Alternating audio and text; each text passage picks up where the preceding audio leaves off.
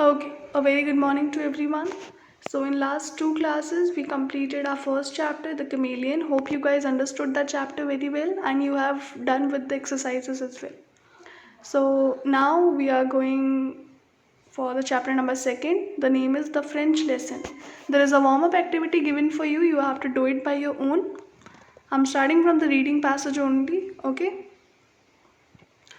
So, this is a story about a girl, Sarah, and she lived in India with her father, Captain Crew, and he was very wealthy businessman.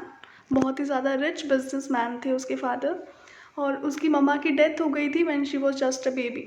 Okay, तो सारा अपने father से बहुत ज़्यादा close थी और उनकी बहुत ज़्यादा रिस्पेक्ट करती थी. और जब उसके फादर ने डिसाइड करा कि उसे बोर्डिंग स्कूल्स में भेजना है लंदन में, तो उसने बिल्कुल भी कंप्लेन या बिल्कुल भी आर्ग्यूमेंट नहीं करी. She agreed to that. क्यों? Because she was very respectful of her father. Okay, so Sarah चाहती तो थी कि उसके फादर उसके साथ रहें लंदन में ही, बट उसके फादर को उनका बिजनेस था, तो he had to go to India. तो जो स्कूल था वो पूरा गर्ल्स स्कूल था, और उनको उसका जो एडमिनिस्ट्रेशन चलाने वाली थी, उनकी जो हेड थी उनके स्कूल की, she was a very greedy woman. Greedy मतलब लालची, right? She was a very greedy woman named Miss Minchin. उनका नाम क्या था? Miss Minchin. Miss Minchin knew that Sarah was rich and she wanted to get hold of Sarah's money. Miss Minchin को पता था कि सारा बहुत ज़्यादा रिच है, और वो क्या चाहती थी कि सारा की जितने भी पैसे हैं, जितनी भी मनी है, वो उससे कितने ज़्यादा ले सकती हैं, राइट? मतलब वो लालची थी मिस मिंचिन, तो she wanted to make money from Sarah's money, right? उसे पता था कि उसके फादर बहुत ज़्यादा रिच है, इसलिए. Captain Crew went back to India. He told Miss Minchin to buy Sarah the best of everything. Captain crew India गए, लेकिन उससे पहले उन्होंने मिस मिंचिन को क्या रिस्पॉन्सिबिलिटी दी कि आप सारा को हर चीज़ बेस्ट से बेस्ट दोगे. Okay, Sarah had beautiful dresses, delicate dolls, the biggest bedroom in the house and a maid named Mariette. Okay, so Sarah के पास बहुत सारी ब्यूटीफुल ड्रेसेस थी, डॉल्स थी डिफरेंट डिफरेंट टाइप्स की, और बहुत पूरे उसमें हॉस्टल में, पूरे बोर्डिंग स्कूल में सबसे बड़ा बेडरूम उसके पास था, और उसकी एक मेड भी थी जो उसका ध्यान रखती थी, और उसका नाम था मैरिट. ओके, सारा liked her privileges but she missed her father. सारा को सब कुछ बहुत पसंद आ रहा था वहाँ पे, बट फिर भी she was missing her father so much. I hope you understood the 3 paragraphs. We move ahead. When Sarah entered the schoolroom the next morning, everybody looked at her with wide, interested eyes. तो जब सारा का first day था school में, तो जब वो जैसे ही स्कूल में एंटर करती है, everybody looked at her with wide, उनकी आँखें वो बहुत ही ज़्यादा शॉक्ड वे में देख रहे थे सारे बच्चे उससे, राइट?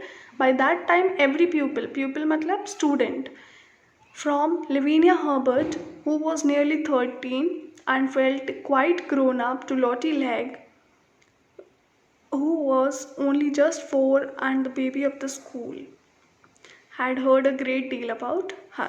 Okay, तो उस टाइम पे हर बच्चा, लेविनिया हर्बर्ट जो कि 13 की थी और थोड़ी सी बड़ी थी, right? And she was only 4. लोटी लेगी जिसकी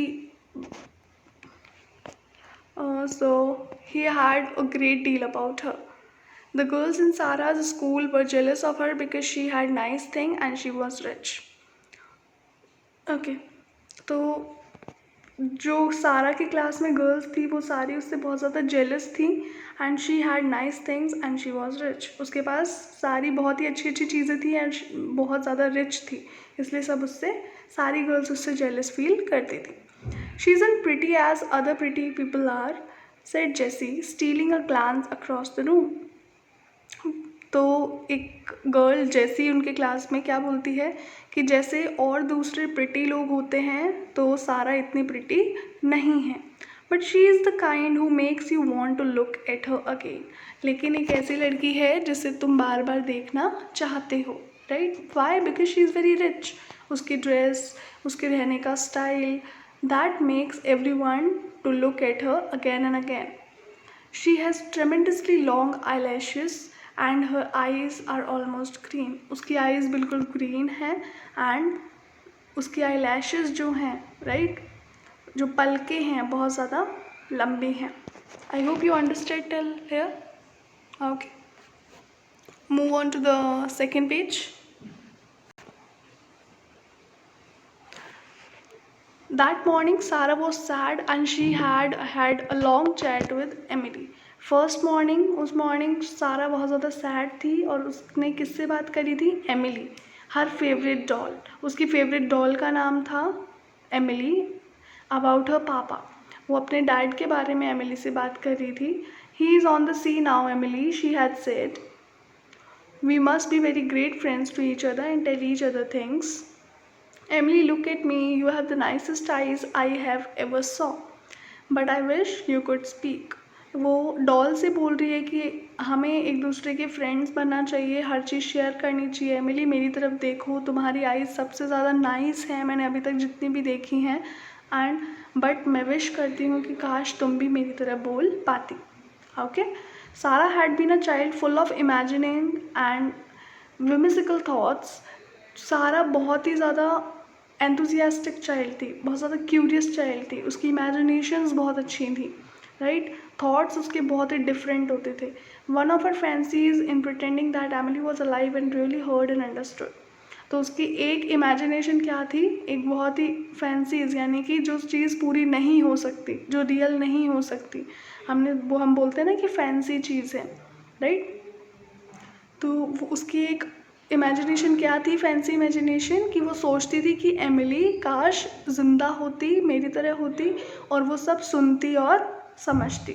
ठीक है।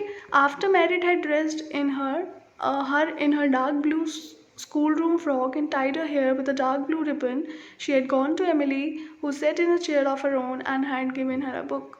तो जो उसकी मेड थी, उसने जब सारा को रेडी करा उसकी dark blue school room frock में, एंड उसके बाल बांधे किससे? डार्क ब्लू कलर के रिबन से, स्कूल के लिए रेडी करा। और उसके बाद सारा रेडी होके किसके पास जाती है? एमिली के पास, जो कि चेयर पे बैठी है, एंड उसे एक बुक प्रोवाइड करवाई। ओके,